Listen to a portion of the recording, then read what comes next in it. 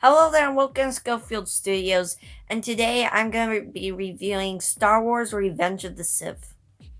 We're in the third episode of the Star Wars movie series.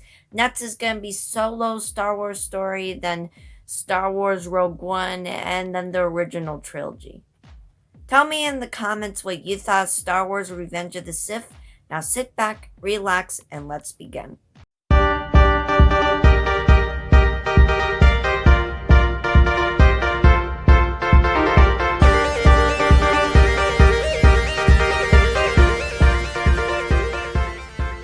Now let's start off with the good. And the greatest thing here is that it's better than the first two movies.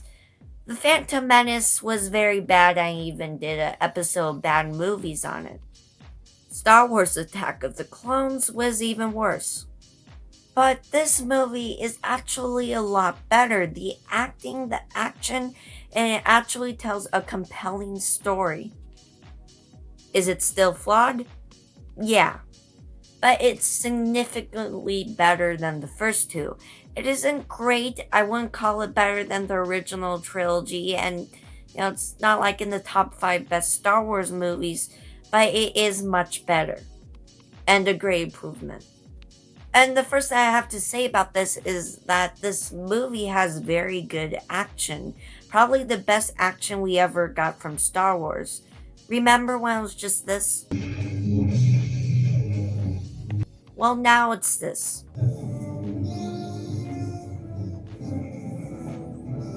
It also feels like a Star Wars movie. For instance, the opening scene alone has action, good comedy, and very good acting, actually. Hayden Christensen is still not that good of an actor, but I think the actor who plays Obi-Wan Kenobi is very good. But the opening scene is very great.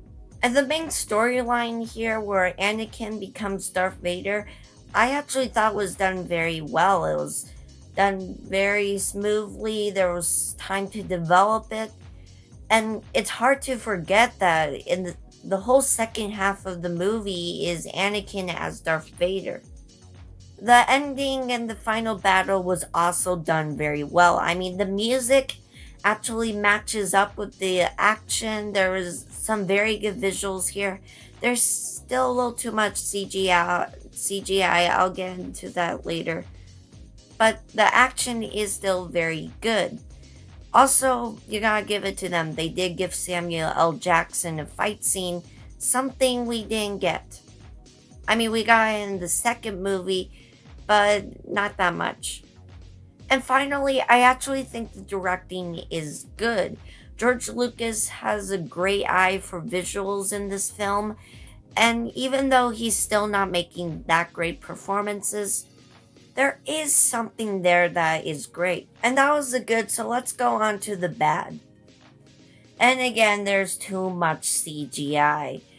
I mean, the CGI can sometimes be good when they're like showing these big, beautiful planets, or there's actually some good CGI in there. But most of it is very outdated, and there's just too much. Hayden Christensen is still bad as Anakin, although his character is written in a way that it doesn't really stand out as much, but still a very bad actor for the character.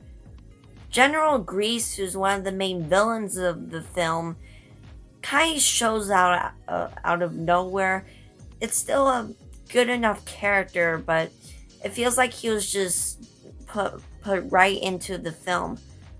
They also have this weird thing where they just go scene to scene to scene to scene, and not one scene goes for a full 2 minutes or 1 minute.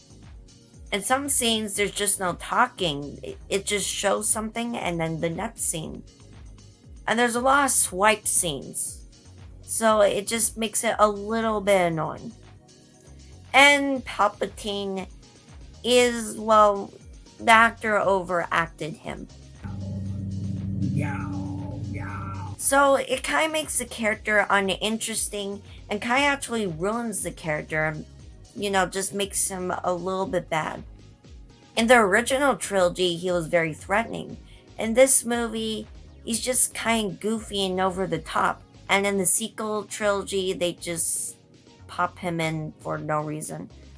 Palpatine is back from the dead, and they don't give any explanation for that. So, once I review, Star Wars Rise of Skywalker, I will talk about that. But for now, this movie, he's just very goofy and over the top. But that was it for the bad, so let's go on to my final ranking, and I'm going to actually give this a 8.5 out of 10. It is significantly better than the other two films, and is very good, has good action, music, but it still has some of the flaws of the first two movies, so I have to put it lower on the list. But still, the best of the Star Wars prequels, and definitely a must watch. And thanks for watching this video. Please subscribe and click the bell if you want to see more from me. This has been Schofield Studios, where you're the audience. And cut.